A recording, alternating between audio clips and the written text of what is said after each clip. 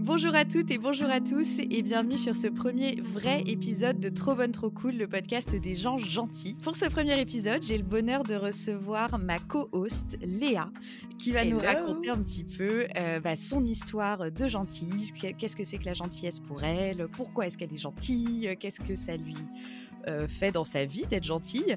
Et petit disclaimer, pour info, on réenregistre ce premier épisode puisque nous l'avions enregistré il y a de ça une semaine, si je dis pas de bêtises. Ouais, ça doit être ça. Voilà, et on avait eu quelques problèmes de son. Léa, tu peux peut-être raconter notre petite mésaventure. Surtout moi, je pense que les débuts étaient un peu chaotiques parce que, pour être honnête avec vous, je n'avais jamais enregistré de podcast de toute ma vie. Et pourtant, j'ai un matériel de professionnel prêté gentiment par mon copain. Et en fait, je ne savais pas régler le son du micro parce que pour moi, il n'y avait pas de son sur un micro. Et en fait, si, le son était à 100%. Et donc, c'est-à-dire que j'étais, vous savez, la personne dans la manif, dans les manifs qui gueule dans le mégaphone, j'étais Monsieur Satur. Donc voilà, mon son était juste dégueulasse et je ne pouvais clairement pas décemment sortir un épisode comme ça. J'avais tellement honte. Pour vous raconter la petite anecdote, c'est que j'ai voulu tout remonter, donc c'est-à-dire couper mes passages et réenregistrer mes réponses sans le dire à Léa, parce que voilà, j'étais un petit peu mal à l'aise, tout ça, c'est les débuts, voilà, je ne voulais pas déranger, on en parlera plus tard de ce syndrome, et en fait, j'ai oublié que je travaillais avec une fille merveilleusement gentille et que je pouvais lui dire que ça me mettait très très mal à l'aise et qu'il fallait qu'on refasse, et elle a bien sûr accepté. Et vous inquiétez pas, ce sera pas moins spontané, pas moins authentique. Clairement, on va pas réessayer de redire les réponses et de ce qu'on avait fait dans le premier épisode. C'est juste un nouvel enregistrement. Et peut-être qu'un jour, on sortira de notre chapeau ce vieil enregistrement un peu trop saturé, un peu trop avec trop de déco et de réverb. Mais voilà, pour l'instant, on le garde pour nous parce qu'on a eu pas mal d'écoutes sur la bande-annonce. D'ailleurs, merci beaucoup, c'était vraiment trop cool. Donc j'avoue que ça m'a mis un petit peu la pression de me dire je ne veux pas décevoir les gens. Et du coup, voilà, on le refait aujourd'hui et c'est pas grave. C'est dimanche. J'ai beaucoup trop bu d'alcool ce week-end. J'ai fêté mon anniversaire. Mais Joyeux anniversaire, Léa. Merci.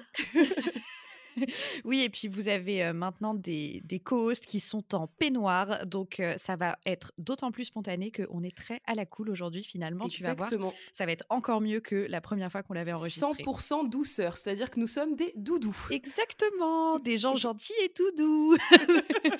Allez, le meilleur pitch. Trêve de plaisanterie, Madame Satur, aka Léa, est-ce que tu peux s'il te plaît rapidement te présenter ?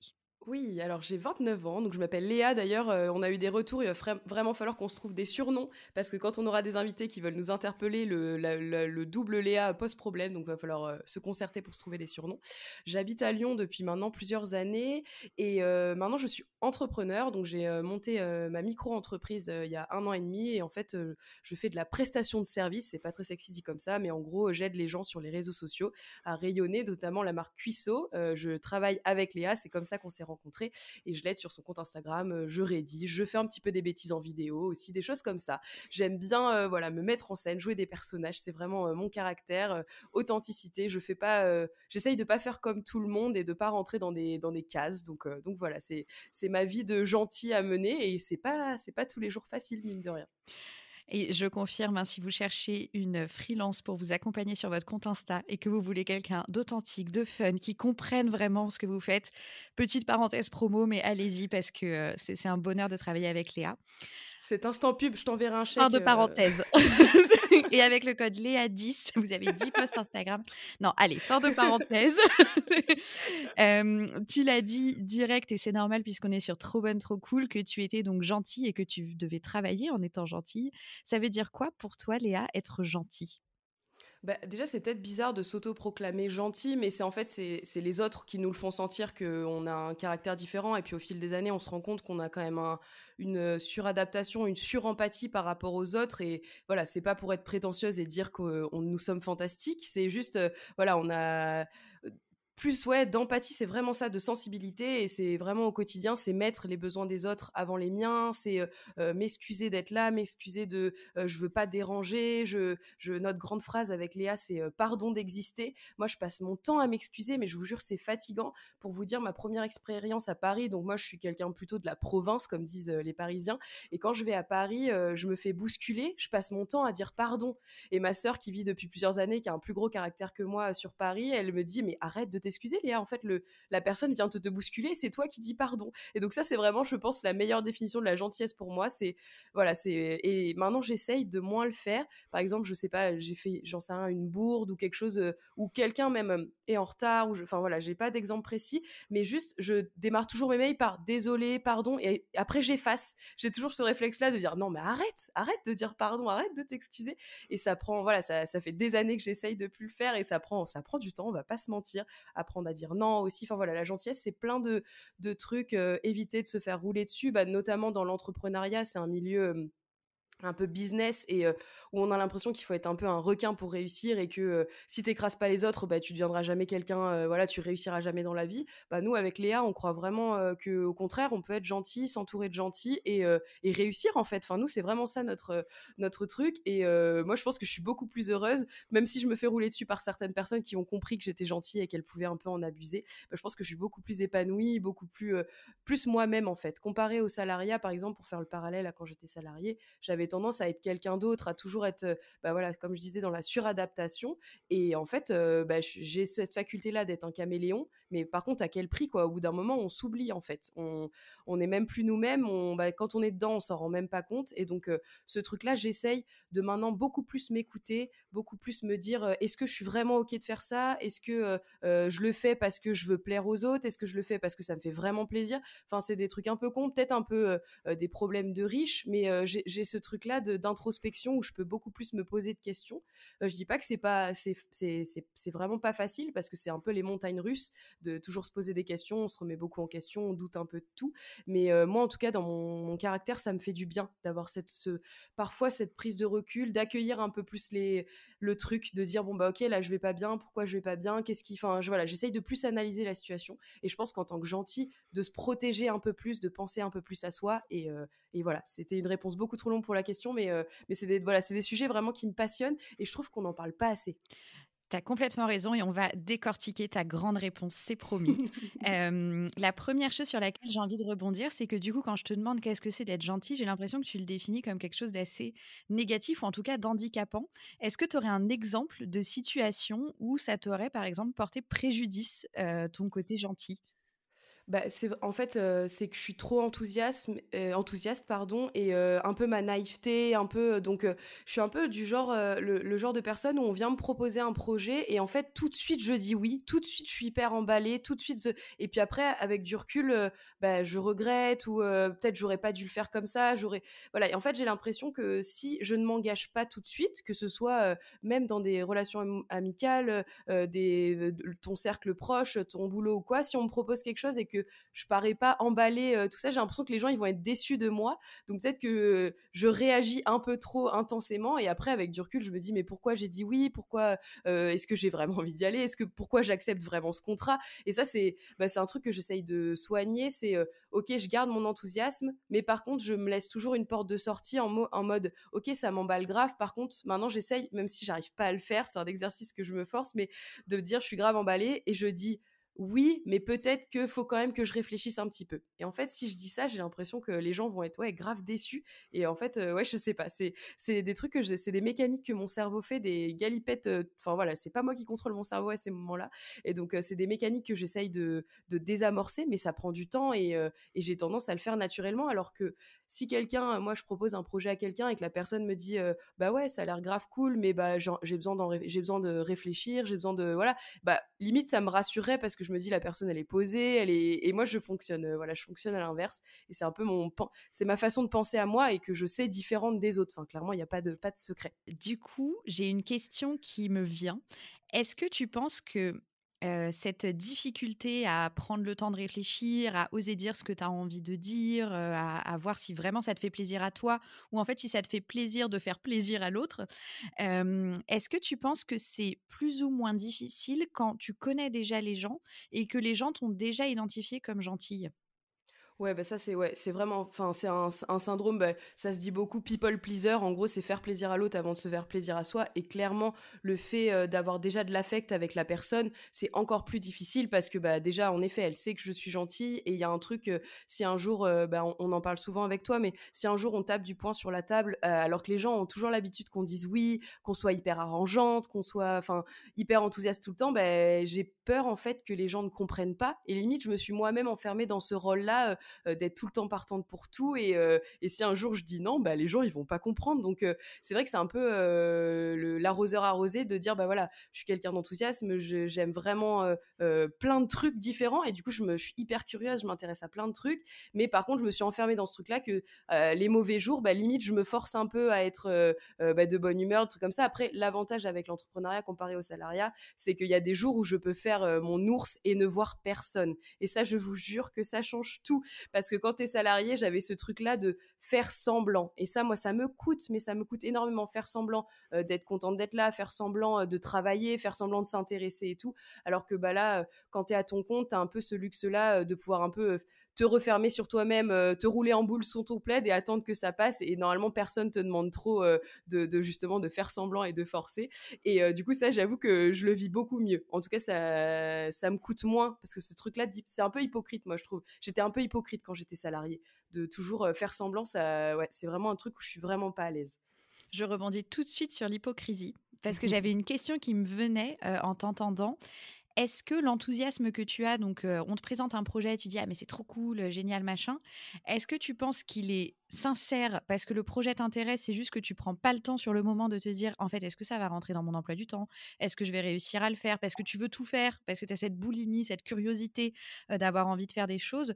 Ou est-ce qu'il y a des moments où tu sens déjà quand tu communiques ton enthousiasme que c'est un faux enthousiasme? Bah, en fait, ça dépend vraiment des projets. Pour le coup, ça, c'est vraiment au cas par cas. Mais il y en a clairement où les gens vont penser que je suis une mytho et que je mens sur tout. Du coup, ça dépeint un personnage vraiment génial.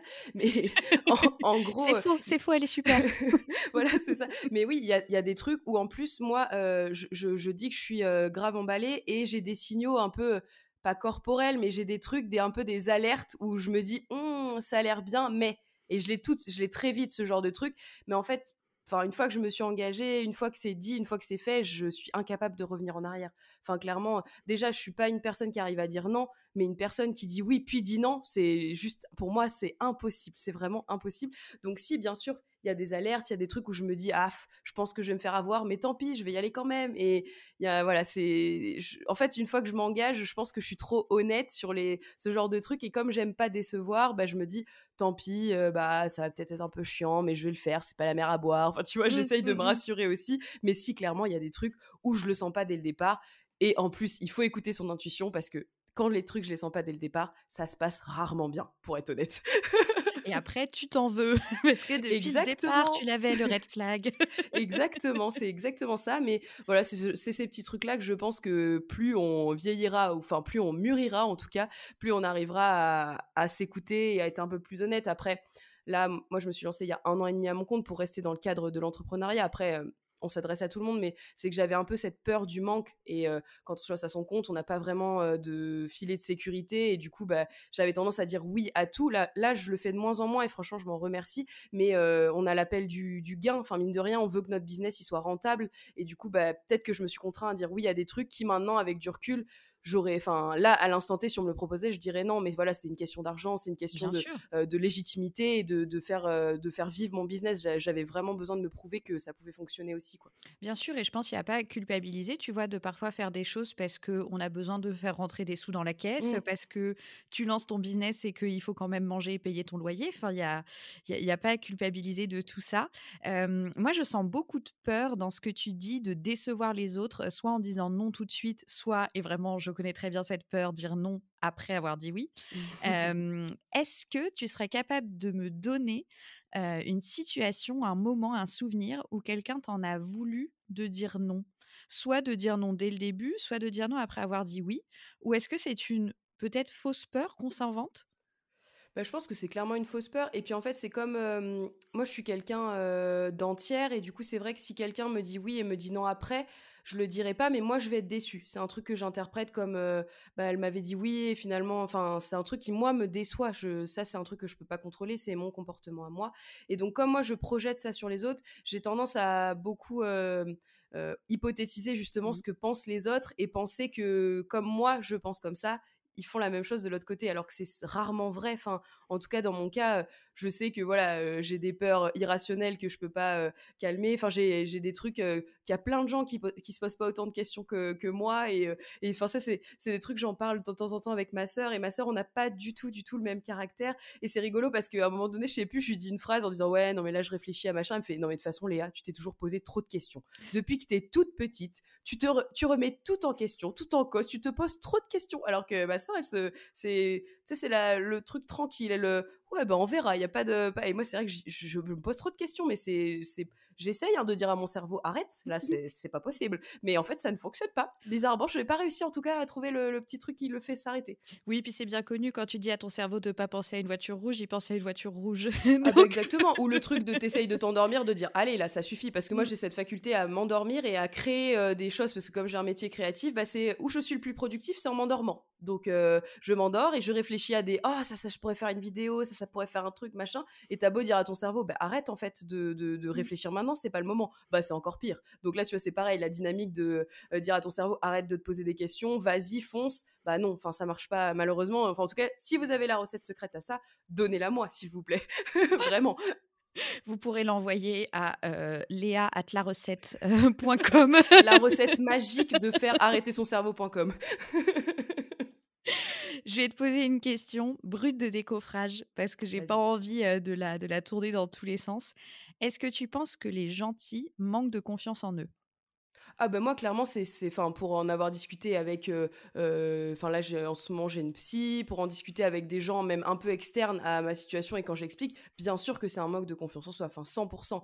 Je sais pas je pourrais pas l'expliquer parce que je pense que j'ai quand même confiance en moi, je suis assez fière de ce que je fais, je suis assez fière de ce que je suis, mais il y a quand même toujours on en revient à ce truc là mais de d'avoir peur de déranger et ça c'est vraiment d'un manque de confiance en soi parce que il y a des gens qui existent et à aucun moment ils vont s'excuser d'être là, ils vont s'excuser de prendre trop de place. Moi j'ai ce truc là où par exemple dans une conversation c'est un peu bah là c'est un peu le truc du podcast d'ailleurs ça va être un sacré exercice pour moi mais mon cerveau bouillonne tellement, je parle tellement vite, j'ai tellement d'idées là je calme j'essaye de parler moins vite mais j'ai tellement d'idées que j'ai tendance à par exemple couper la parole d'une personne et c'est le genre de truc où parfois je quitte une visio avec soit des gens avec qui je travaille, soit un nouveau client ou quoi, et je me rends compte que je lui ai grave coupé la parole. Et je m'en veux en fait, parce que je me dis, je suis pas quelqu'un qui écrase les autres, et donc ça me fait grave remettre en question, de me dire, ah là là, j'espère que la personne s'est pas sentie mal, que je lui ai pas volé la lumière, que machin, enfin voilà, c'est... Alors que pourtant j'ai quand même ce caractère-là, bah, j'aime bien parler, j'aime bien... Enfin voilà, j'ai ce truc-là où c'est con, mais quand je parle, on m'écoute, tu vois. Mais j'ai pas envie. J'ai un peu de mal avec ce rôle-là de leader, entre guillemets, même si je déteste ce terme. Mais voilà, je suis un peu le cul entre deux chaises, entre le manque de confiance et pourtant, en moi, je sens que j'ai confiance, quoi. C'est un peu bizarre. C'est fascinant. Je ne sais pas si tu as vu mon regard, mais vraiment, j'étais là, je hochais la tête toutes les 10 secondes. Et je pense que ça rejoint, tu vois, le côté un petit peu requin dont tu parlais au tout Mm. début. J'ai l'impression, effectivement, dans ce que tu dis, qu'en fait, tu pourrais, peut-être quand tu étais salarié, parce que là, comme tu es entrepreneur, j'espère que tu prends ta place. En tout cas, moi, en travaillant avec toi, je te trouve très bien, très leader, hyper, enfin, chef de nos projets. Enfin, c'est trop chouette. Mais peut-être effectivement, les gens qui ont confiance en eux, enfin qui en tout cas sont persuadés qu'ils peuvent apporter quelque chose au groupe, qui sont légitimes que voilà, en même temps, comme ils sont très gentils, ils ont toujours peur de prendre la place de quelqu'un d'autre. VS, quelqu'un qui a le même sentiment peut-être de légitimité au départ, mais qui a moins ce côté empathie, gentillesse, est-ce que je vais gêner, est-ce que voilà, prendra plus facilement cette place. Et donc, on a le sentiment que tous les gens qui prennent cette place-là, ils sont un peu charques et donc c'est pas la place des gentils. Mm. C'est un peu le serpent qui te mord enfin, qui se mord la queue, pas qui te mord ta queue à toi. Hein, bien sûr, ça c'est fait. Voilà, voilà. Hem, Là-dessus, est-ce que tu as peut-être mis en place, quand tu étais salarié ou encore aujourd'hui, dans l'entrepreneuriat, des petits mécanismes pour réussir à prendre ta place, des astuces, des choses que tu te dis, que tu fais pour ouais, pour prendre ta place ou pour oser dire non d'ailleurs, hein, je pense que les 2 se répondent assez bien. Est-ce que tu as des petites techniques qui pourraient peut-être aider, les autres? Bah, c'est vrai que le oser dire non, je cherche encore. Enfin, c'est vraiment un truc avec lequel j'ai beaucoup de mal. Donc, le non, je pourrais malheureusement pas vous dire. Pour l'instant, j'ai pas trouvé l'astuce. Après, pour prendre sa place, comme là, je suis grave épanouie dans ce que je fais. Je sais que je fais du bon travail et je suis obligée de rajouter que ça fait un peu prétentieux de dire ça parce que j'assume pas de dire que je fais du bon travail. Il y a toujours ce truc-là qui arrive derrière en mode ouais, j'ai grave la grosse tête ou moi, je joue beaucoup à l'humour, j'ai beaucoup de second degré et du coup, je me cache aussi beaucoup derrière ça pour dire je suis douée, mais ouais, j'ai la grosse tête. Enfin, j'essaye toujours de désamorcer le truc parce que j'assume pas tout à fait. Donc, c'est ouais, assumer qui on est, assumer ce qu'on fait. Et puis, moi, c'est le déclencheur, ça a été de m'entourer de gens qui me mettent en valeur parce que j'avais tendance à être un peu pas dans l'ombre parce que j'ai toujours eu ma propre lumière, mais c'est ce truc-là de maintenant j'essaye d'être avec des gens qui me considèrent comme leur ego. J'essaye de plus trouver des gens qui pensent que, enfin, notamment dans le freelancing, mais il y a des gens qui prennent des freelances et qui pensent que je suis leur salarié. Et ça, bah, moi, c'est un warning, ça, par exemple, pour moi. Mmh. Si la personne me considère comme son employé, non, j'apporte une expertise dans ton projet, mais par contre, je ne suis pas ton salarié. Et donc ça, c'est vrai que c'est un peu, pour moi, un warning. Et donc, je dis pas que j'arrive à me sortir de ce genre de situation. Je dis pas à la personne, bah, en fait, arrête, je ne suis pas ton salarié. J'ose pas du tout le dire. Je le pense très fort. Donc ça, c'est encore sans doute un truc que je dois travailler. C'est peut-être mon manque de communication sur les trucs qui me dérangent.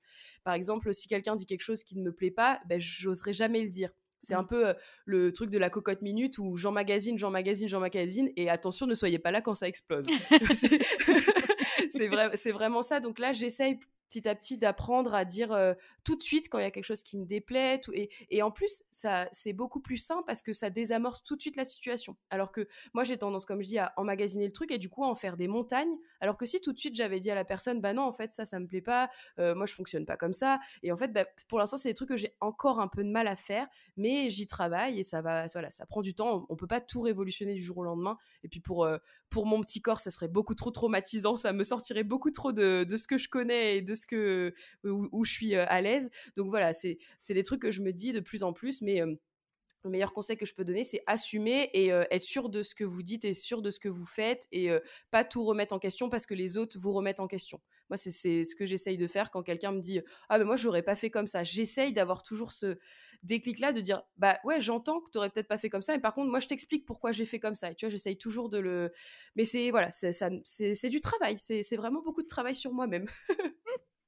Non, mais on sait, et je pense que tous les gens qui écoutent ce podcast sont là pour les mêmes raisons. Donc, ils savent très bien à quel point c'est du travail. Et c'est chouette de voir, je pense, d'autres personnes qui sont aussi en chemin, qui se débattent avec ça et qui font comme elles peuvent. Et effectivement, on n'a pas, et c'est ce qu'on disait dans la bande-annonce, hein, on n'aura pas les réponses magiques. Mm. Mais déjà, on peut en parler et ça fait du bien. Ouais, c'est vrai. On parle que des choses un peu négatives, un peu pénibles de la gentillesse, enfin toute la culpabilité, la charge mentale qui va avec. On va, pour cette deuxième partie, en tout cas de podcast, passer un peu sur le côté positif parce que ça fait du bien et c'est quand même chouette d'être gentil et moi j'ai pas envie qu'on pense qu'en fait c'est une tare et qu'il faudrait tous être méchants. Mm. Selon toi, qu'est-ce qui est trop cool chez toi? Et qu'est-ce qui fait que les gens disent que tu es gentille dans le positif, je précise? Bah, en fait, comme bah, ça, c'est mon enthousiasme légendaire, je sais que par exemple, si je participe à une visio de groupe, les gens sont contents que je sois là parce que bah, je suis un peu le petit clown, je mets l'animation, je fédère. Et ça, c'est un truc que j'apprécie énormément. Je sais que j'ai ce truc-là d'arriver à fédérer un groupe. Et ça, c'est vraiment une qualité que j'aime parce que bah, voilà, j'essaye de laisser sa place à chacun. Il y a des caractères un peu plus timides. Bah, j'essaye de les inclure, enfin que tout le monde se sente bien. Et voilà, je le sais, on me l'a déjà dit que quand je débarque dans une visio où les gens n'ont pas forcément envie d'être là ou machin, bah, j'amène ce petit truc en plus qui fait que ça va être cool, tu vois. Et ça, je suis contente de l'avoir parce que bah, je suis souvent de très bonne humeur et comme je disais tout à l'heure, quand je le suis pas, je parle pas aux gens et au moins ça évite que je fasse subir mon mauvais caractère aux gens parce que j'ai quand même un mauvais caractère. Et voilà, c'est ce truc-là voilà, d'être heureuse d'être là et sincère en plus. Enfin, c'est vraiment sincère, ça sera jamais forcé.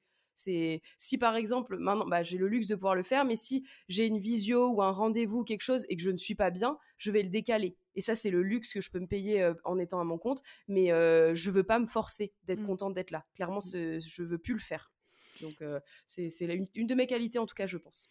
Et qu'est-ce que tu ne changerais pour rien au monde chez toi? Cette question n'est pas facile, hein. Du coup, Non, je c'est meuble pas un peu le facile. temps que tu Mmh. réfléchis. Je pense ma sociabilité. En vrai, et le fait que je m'adapte, donc je le disais tout à l'heure comme une tare, le fait que de la suradaptation et la surempathie. Mais voilà, mon adaptation et mon empathie, vraiment, c'est quelque chose que je changerais pas parce que, ok, c'est pas facile à gérer au quotidien, le fait de toujours se mettre à la place de l'autre, mais vraiment, c'est un truc que je chéris parce que bah, je trouve que c'est important d'avoir de l'empathie et de l'adaptation. Moi, enfin, selon le caractère de la personne, selon comment elle fonctionne, j'ai cette capacité-là à m'adapter à elle, et ça, je pense que c'est une qualité. Je suis complètement d'accord. Tu prêches un convaincu, hein, mais mais ça, c'est une autre question. Et du coup, la vie d'un gentil, ça ressemble à quoi? On a beaucoup parlé, des hauts, des bas et cetera, mais techniquement, est-ce que tu pourrais nous dire imagine tu rencontres quelqu'un pour la première fois, Mmh. comment est-ce que tu captes en 2 secondes que c'est quelqu'un de gentil et qui vit les mêmes galères que toi? Comment tu as su que, par exemple, moi, on était pareil? Quels étaient les signaux? Pour moi, les signaux, déjà, c'est quelqu'un qui est pas sur la retenue. Parce que moi, j'aime pas les gens qui ont enfin, j'aime pas les gens, c'est horrible de dire ça, mais j'ai un peu plus de mal, en tout cas, avec les gens que tu rencontres et qui n'ont pas ce même enthousiasme que moi. Et donc, comme j'ai l'impression que, bah, ils passent pas forcément un bon moment, ou ils sont vraiment sur la retenue, bah, que du coup, je les intéresse pas, et voilà. Et pour moi, c'est vraiment ça, c'est quelqu'un qui ne se pose pas de questions et ne calcule pas. En gros, qui se donne à 100%. En gros, c'est pas parce qu'on se connaît ou qu'on se connaît pas, c'est tu discutes comme si on se connaissait depuis 10 ans. Et moi, c'est vraiment ça le truc de la personne gentille, c'est qu'elle se donne à 100%. Elle ne se cache pas derrière des faux semblants, derrière bah là, d'avoir des casquettes, tu vois, de dire bah là, je suis dans mon rôle, je suis dans mon job, donc faut que je sois comme ça. Là, je suis dans ma vie personnelle, faut que je sois comme ça. Moi, que tu me rencontres dans ma vie personnelle ou dans mon job, je pense vraiment être la même personne. Donc voilà, c'est quelqu'un qui ne fait pas semblant et qui voilà, qui est pas dans la retenue. Moi, par exemple, c'est très bête, mais je mets énormément d'emojis, je fais énormément de blagues de second degré, comme je disais tout à l'heure. Et si la personne rentre dans mon jeu, bah c'est gagné en fait. Enfin, tu vois, il y a un truc où c'est bon, elle m'a charmé, et toi, c'est comme ça que tu Elle m'as m'a charmé, Léa. charmée. C'est vraiment ça. Je peux pas utiliser un autre terme. Je suis désolée. T'as sorti ta flûte là de charmeur de serpent, et c'est bon. Tu m'as eu, tu m'as eu. Et c'est vrai, je confirme, hein, pour les emojis, il y en a énormément. Peut-être un peu trop pour certains, mais je m'en fiche. J'assume. Moi, j'aime beaucoup et ça me fait penser, j'ai une petite question pour toi pour voir si tu ressens également la même chose. Est-ce que dans ta vie de gentille, parfois les conversations, genre par message, et cetera, elles te, enfin, est-ce que tu y réfléchis plus que les autres en te disant: «Mais, il dit ça, sans point, enfin, est-ce que Mais ça veut c'est dire qu'il est sûr, content, mais pas 100%. content?» Je savais déjà ta question avant que tu la poses. Et j'ai eu beaucoup de mal à la poser, donc tu Oui, aurais pu mais me je l'ai. couper. Non, j'aime bien, tu vois. J'ai ce côté gentil, mais là, je t'ai vu galérer, je me suis dit, allez, je t'envoie même pas une rame pour t'aider. Je vais te laisser faire. Ça fait, voilà, une petite trentaine de minutes qu'on enregistre, il n'y a pas de souci. Non, mais en fait, je vois tout à fait parce que, par exemple, c'est très bête, mais depuis que je suis ado, c'est si tu m'envoies un OK avec un point, clairement, ne fais pas ça, en fait. Parce que jamais de ma vie, je n'enverrai un OK avec un point. C'est-à-dire que c'est tellement froid et distant que tu m'envoies un va, c'est pareil en fait, tu vois. Donc si, il y a des trucs, bien sûr que j'analyse beaucoup les messages, j'analyse beaucoup la façon de parler des gens, et moi j'arrondis beaucoup beaucoup beaucoup les angles quand j'ai un sujet un peu difficile à aborder ou des trucs, choses comme ça, ben toujours sur la pointe des pieds, et ma pointe des pieds à moi, c'est mettre des emojis partout. Ou Donc ton autre point des pieds, c'est tous les vocaux qui font: «Non mais vraiment voilà, je veux pas voilà, je sais que ça reprendrait du temps de réenregistrer, mais bon en même temps moi ça m'impacte énormément». ah, c'est vraiment ça, Voilà. tu sens que je suis tiraillée, Oui, voilà, pour tu vous n'oses expliquer, pas c'est. demander ce que tu veux Non, vraiment. exactement. J'envoie beaucoup de messages vocaux, c'est ma grande passion, parce que je trouve que les messages vocaux, c'est quand même formidable, et j'ai quand même considérablement souvent une flemme d'écrire. Donc c'est Mmh. quand même cool de pouvoir envoyer des vocaux. Et c'est vrai que ce truc-là, bah, de refaire l'épisode, là par exemple, j'étais vraiment mal à l'aise parce qu'en plus j'en ai parlé avec mes proches et tout le monde m'a dit non, mais c'est bien, c'est pas grave, c'est les défauts du début. Et j'avoue que j'ai ce côté-là un peu perfectionniste toujours de pas vouloir décevoir. Et en fait, que si le son n'était pas bon, je me mets beaucoup à la place des gens. Et je me suis dit, moi, si j'écoute un podcast où le son il est pas bon, je crois que j'ai pas envie de l'écouter. Et voilà. Et en gros, j'avais vraiment pas envie de décevoir. Et donc, si on sortait les épisodes comme ça, donc il y avait, pour vous expliquer, il y avait les 2 premiers qui étaient avec un son un peu dégueu. Et on l'aurait fait. Il n'y aurait pas eu mort d'homme, mais c'est juste que moi, je l'aurais fait avec moins de plaisir. J'aurais moins assumé, j'aurais été en mode ah, c'est bien, mais. Et j'avoue que j'ai un peu de mal. Donc, quand j'ai demandé à Léa de le refaire, je suis arrivée sur la pointe des pieds parce que j'osais pas. J'osais pas lui demander de prendre sur son temps, voilà, d'avouer un échec, c'est assez dur quand même. Et là, c'était clairement un échec. Voilà, je n'ai pas su régler mon micro. C'est pas grave, mais j'avoue que c'est le genre de truc qui me... Et quand Léa m'a dit, mais pas de souci, on le réenregistre, ça m'a soulagée, ça m'a enlevé d'un poids, vous imaginez même pas. Et en fait, avec du recul, je me dis, mais pourquoi je le fais pas avant, tu vois? Pourquoi je désamorce pas la situation avant? Et voilà, donc on apprend toujours de ses erreurs. Donc maintenant, voilà, avec Léa, on commence de plus en plus à se connaître et on va avoir ces réflexes-là beaucoup plus facilement. Mais voilà, c'est toujours la peur de déranger, quoi. C'est vraiment ça. Ça va être je crois que c'est le titre de l'épisode. Hein. Je pense que mais complètement. La peur de déranger. Non, mais en réalité, tu vois, je trouve cette anecdote, elle est hyper intéressante parce que pour une fois, il y a un gentil de chaque côté. Et on voit, moi j'ai tout de suite vu ce côté, tu t'excuses avant même de demander si on peut réenregistrer ou machin. Et c'est pour ça que moi, sachant tout ce qui se joue en toi, comme ça me dérange pas et que je me reconnais fois 1000 dans cette situation, moi, j'ai surjoué mais il y a vraiment aucun souci. Il y avait vraiment aucun souci, mais je voulais être sûre que tu comprennes que vraiment ça ne changeait rien à ma vie et j'ai eu trop peur de t'envoyer juste un message genre, «Pas de problème, on refait». Je me suis dit: «Elle va analyser en se disant, non mais en fait elle est pas contente et tout». Donc j'ai vraiment bien fait attention à ce que j'écrivais et tout. Donc tu vois, c'était la réponse c'est parfaite. hyper drôle. Vraiment, t'as su me parler parce que, en effet, si tu avais répondu bah oui, pas de souci et tout, mais dans un ton un peu mitigé et puis pas que là, clairement, t'as mis les formes. Et moi, c'est ça qu'il me faut. Enfin, je dis pas que tout le monde doit interagir avec des millions d'emojis et arrondir les angles tout le temps, mais c'est juste que moi, c'est le genre de truc qui me rassure énormément. Et je pense que je suis une personne qui a besoin d'être rassurée sans cesse. Et pour expliquer un peu à ceux qui nous écoutent, c'est moi la recette là que je peux vous donner aujourd'hui, c'est de s'entourer de gens comme nous en fait. Enfin moi clairement ça a tout changé dans ma vie d'avoir des gens qui fonctionnent à peu près comme moi, à qui je peux plus dire les choses sans avoir peur de la vexer, parce que ça c'est un de mes grands trucs aussi, j'ai toujours peur de vexer les gens. Je gère pas très bien le conflit, j'aime pas le conflit, enfin je suis pas bonne dans le conflit, et donc je préfère me plier dans tous les sens, faire la contorsionniste pour éviter le conflit et éviter de vexer, éviter de dire les choses et tout. Donc là, d'être avec quelqu'un qui comprend ce genre de choses, franchement, ça change tout. Enfin, vraiment, donc voilà, que ce soit dans mon entourage proche, dans mon entourage professionnel, voilà, maintenant, mon critère de sélection, c'est est-ce que t'es gentil, quoi. Et c'est super dur, parce que là avec Léa, d'ailleurs, on se rend compte, il y a des gens qui nous écrivent des messages en disant ah, je me reconnais grave, je suis quelqu'un d'hyper gentil et tout. Et en fait, bon, nous, on l'a fait, on s'est un peu autoproclamé gentil, mais du coup, on sait pas trop comment le gérer si un invité arrive et nous dit moi je suis quelqu'un d'hyper gentil, et c'est hyper dur d'analyser quelqu'un que tu ne connais pas et qui te dit ah ouais, moi je suis grave gentil. Donc j'avoue que là, on se cherche un peu pour savoir comment on va inviter les gens et tout. Mais voilà, moi, je me méfie pas. En plus, j'ai une naïveté.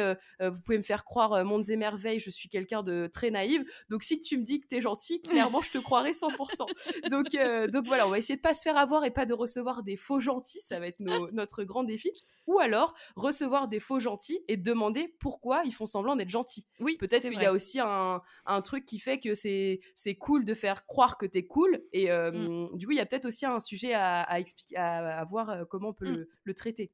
Il y a un truc que j'ai trouvé hyper intéressant dans ce que tu as dit, et j'ai dit qu'une fois hyper intéressant, c'est la première fois du podcast, je sais pas si tu as entendu. C'est vrai, parce que pour expliquer toujours, pour pas être dans la private joke, Léa, à l'épisode d'avant, à toutes mes réponses, a répondu hyper intéressant. Donc, c'est-à-dire qu'elle m'a posé, donc là, à peu près le même nombre de questions que vous êtes en train d'écouter, et elle a répondu hyper intéressant à chaque fois. Mais en plus, c'était, j'allais dire hyper sincère, mais c'est vrai, c'était vraiment sincère. Et à la fin de l'épisode, je coupe, et je lui dis, tu sais que t'as dit hyper intéressant environ 14 fois, et 14 fois, je suis gentille. Et elle me dit, mais non, elle me fait, mais tu sais que je le dis tout le temps, en plus, dans la vie de tous les jours et tout. Et vraiment, elle le pense que c'est hyper intéressant. Et donc là, on a fait ce truc-là je dois faire un signe bizarre à la caméra si jamais elle le dit trop. Et là, elle l'a dit qu'une fois. On peut l'applaudir, on peut être fier d'elle. Bravo, bravo, bravo. Bravo à moi. Et tu vois, ça aussi, tu as réussi à me le dire avant qu'on enregistre. Attention, t'es hyper intéressant. C'est vrai, t'as Une raison. autre parenthèse. Il y a quelque chose que tu as dit où tu disais donc on s'entoure que de gentils. Et c'est vrai que en fait, c'est le plus simple d'être avec des gens qui fonctionnent de la même façon que toi. J'apporte un mini bémol. À mon avis, les gens sont pas obligés d'être exactement comme toi parce que nous, on a un type de gentillesse aussi. Il y a d'autres gentils qui sont différents, tu vois, qui vont être plus timides, moins expansifs, etc., etc. Et moi, face à ce genre de gentil, je sais que je peux me dire ah oui, donc en fait, il est pas content d'aller avec moi au ski parce qu'il a pas mis d'emoji. Donc moi, le seul bémol que je rajouterais, c'est entourez-vous de gens avec qui vous pouvez à qui vous pouvez expliquer le besoin de réassurance que vous avez et qui vont comprendre que c'est pas, un caprice, que c'est pas, contre eux, voilà, mais qui vont, comprendre que vous, c'est votre façon de communiquer, que pour être à l'aise, vous avez besoin d'être sûr que les gens sont contents que vous soyez là, contents de faire ce que vous leur proposez, et cetera. Donc je pense que c'est plus une histoire de communication. Évidemment, c'est plus facile quand on trouve des gens avec qui on est, exactement pareil, mais ça peut fonctionner aussi avec des gens qui sont un peu différents. Nous, des gentils différents, ou des pas gentils du tout, même si personne n'a envie d'avoir des gens pas gentils. Voilà. Mais je sais pas ce que Bah, tu en penses? des fois, on s'enferme dans des trucs. Enfin, moi, en tout cas, quand j'étais plus adolescente, des choses comme ça, tu t'enfermes dans des comportements. Moi, j'avais ce truc-là de me dire, au collège, par exemple, je me suis un peu... Enfin, primaire, collège, j'avais ce truc-là où j'arrivais dans une nouvelle ville, j'avais un peu l'accent du sud, je disais rose, et j'étais dans l'ouest de la France, donc les roses, les jaunes, tout le monde se moquait de moi, et c'était un peu une forme de harcèlement, mais je mets des gros, gros, gros guillemets. Et en fait, en sixième, pareil, j'étais un peu...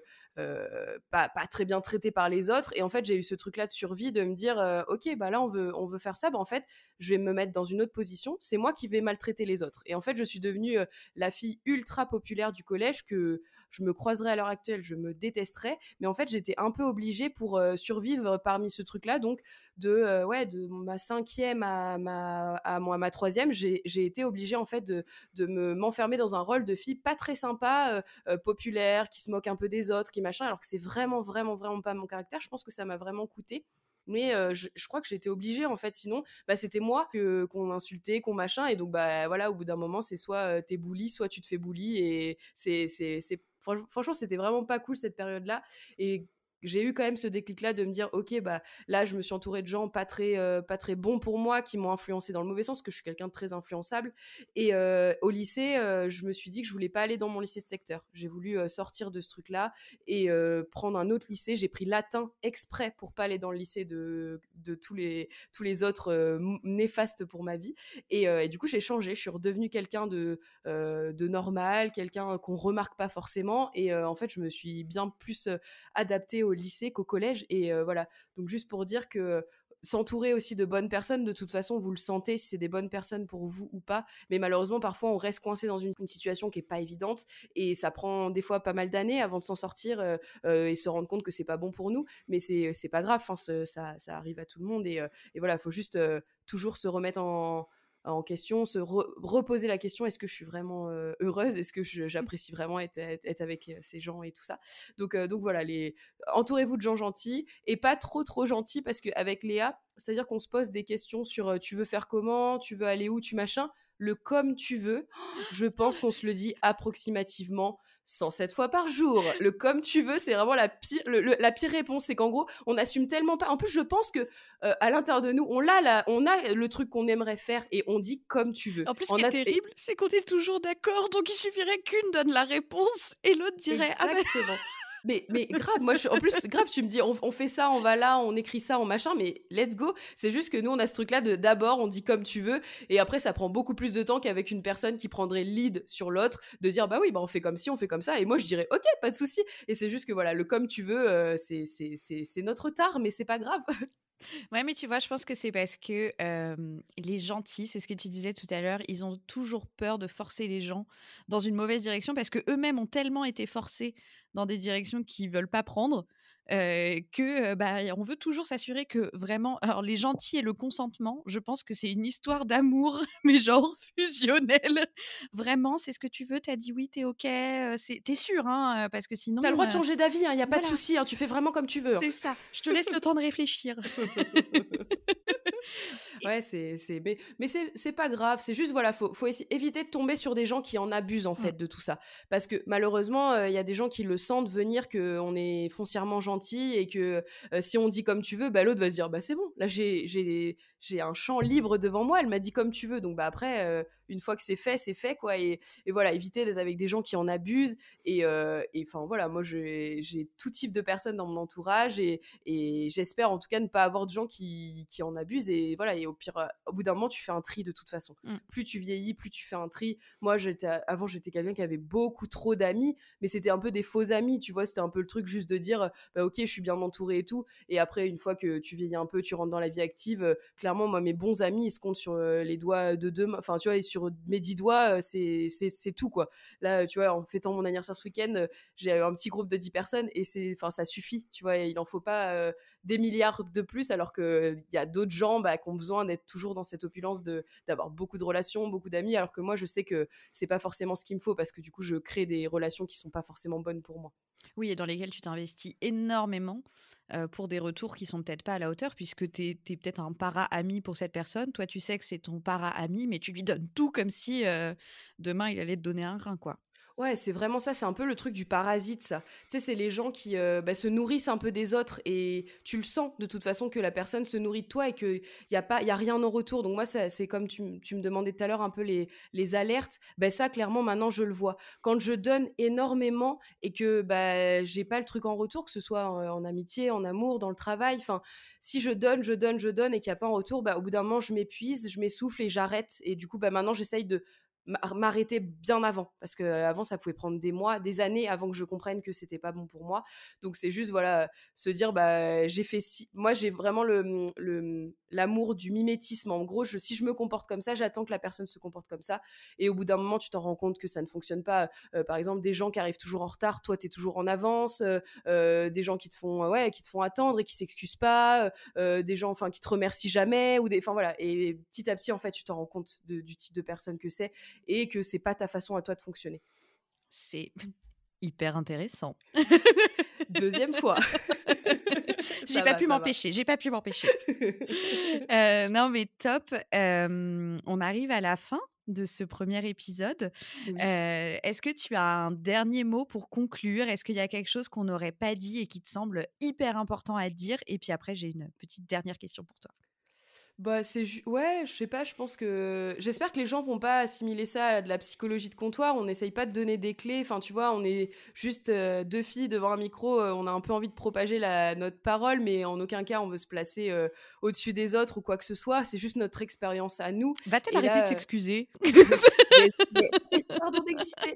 Non, mais c'est juste pour vous dire, voilà, si vous reconnaissez dans ce qu'on dit et que ça vous fait du bien, écoutez-nous. Mais si ça vous met mal à l'aise, ou si vous vous dites, mais qu'est-ce qu'elle raconte, ces deux-là, ne nous écoutez pas. Enfin, voilà, il n'y a pas d'obligation, zéro obligation, même si on veut devenir riche avec le podcast, vous l'avez Bien compris. sûr. Il n'y a pas d'obligation. Donc voilà, c'est juste ça, c'est juste, on va faire ce qu'on peut avec ce qu'on a. Et puis le but aussi, c'est d'avoir des invités et d'ouvrir aussi la discussion à d'autres types de gentils, parce que voilà, avec Léa, on se ressemble beaucoup, vous l'aurez compris. Donc là, le but, c'est vraiment d'avoir des invités qui ont une autre forme de gentillesse, qui ont peut-être traversé des épreuves, qui ont, enfin, voilà, j'hypothétise beaucoup. Pour l'instant, on a une petite liste de noms qui nous fait rêver et tout ça. Donc on verra comment ça avance. Mais sinon, assumez d'être vous. Voilà, ça sera ma phrase de fin. C'est une très bonne phrase de fin. Et du coup, on va faire cette question, même si c'est un peu plus ridicule vu que nous, on a déjà fait notre liste, mais on la posera à tous nos invités. Donc, je veux qu'on la pose dès le premier podcast. Léa, qui aimerais-tu recevoir sur Trop Bonne, Trop Cool? Alors, on n'a pas inventé cette question, vous vous en doutez, elle est dans plein d'autres podcasts, mais on l'a trouvée vraiment cool. Moi, j'aimerais vraiment recevoir, je sais pas si vous connaissez, c'est une jeune chanteuse qui s'appelle Poppy Fusée. Et en fait, elle a une chanson, moi, que j'adore, que j'écoute en boucle depuis plusieurs semaines, ça s'appelle Pesanteur. Et donc, elle s'appelle Pauline, et c'est une chanteuse, et je pense, enfin, elle dégage un truc tellement doux, tellement. Et tu vois, je pense qu'elle est différente de nous, parce qu'elle, elle est dans la gentillesse douceur, alors que moi, je suis pas hyper douce, on va pas se mentir, je suis assez brute de décoffrage. Donc, du coup, voilà, j'aimerais avoir quelqu'un. Et en plus, dans le milieu de la musique, ça m'intéresse grave de dire comment t'arrives à te lancer. Parce que pareil, j'ai l'impression que l'industrie de la musique, faut être quand même un peu un requin pour réussir. Donc, franchement, Poppy Fusée, j'aimerais vraiment la recevoir sur le podcast. Eh bien, Pauline, l'invitation est lancée. On croise les doigts et on espère recevoir ta douce gentillesse à notre micro. Écoute, merci beaucoup, Léa, de t'être livrée avec autant de, je pense, d'honnêteté, de sincérité, de vulnérabilité. J'ai trouvé ça tadadadadam, hyper intéressant. Yes. J'espère que ça vous a plu, à vous aussi qui nous écoutez. Si ça vous inspire, si ça vous pose des questions, vous vous dites: «Ah, j'aimerais trop qu'elle traite, j'en sais rien, qu'on creuse le comment dire non, qu'on fasse, venir peut-être des gens qui savent aussi apporter plus de clés sur ce type de sujet», hésitez pas à nous le dire. Hésitez pas évidemment à laisser, 5 petites étoiles sur ce podcast et à nous rejoindre sur notre compte Instagram. Et puis, Léa, écoute, je te souhaite une bonne fin de dimanche. Va te reposer après, Tout à fait. ce Je week-end sors déjà d'une anniversaire. sieste, voilà, c'est ça, mais je pense qu'elle va la double sieste va être nécessaire. En tout cas, c'était hyper agréable. J'espère que vous aussi, vous avez passé un beau moment et on se retrouve, dans 2 semaines Tout parce que à ce sera fait. le rythme de sortie des épisodes. Là, on a fait, juste 1 semaine parce qu'on a sorti la bande-annonce la semaine dernière et donc là, on sort, le premier épisode, mais ensuite, on est sur un rythme de 2 semaines et d'ailleurs, le prochain épisode sort le 22 mars et le La 22 mars, c'est la Saint-Léa! Saint-Léa! Donc ça sera la meilleure façon d'accueillir, Léa, où faut trouver un surnom. Donc Léa, mon acolyte, de l'accueillir et elle passera derrière le micro et c'est pas un exercice facile, mais je crois qu'on pourrait dire qu'on a grave kiffé toutes les deux. T'en reparleras à la fin de ton interview, mais c'est un exercice cool, un peu de journal intime et je trouve que c'est sympa à faire. Et promis, dernier mot, mais tu vois, j'ai trouvé ce premier épisode encore plus intéressant que le premier. Ok, Voilà. c'est tout gagné. On a bien alors, fait c'est de le tout gagné. réenregistrer. C'était trop bien. Merci de nous avoir écoutés jusqu'ici. On espère que vous avez passé un bon moment et on vous fait des bisous. Des bisous!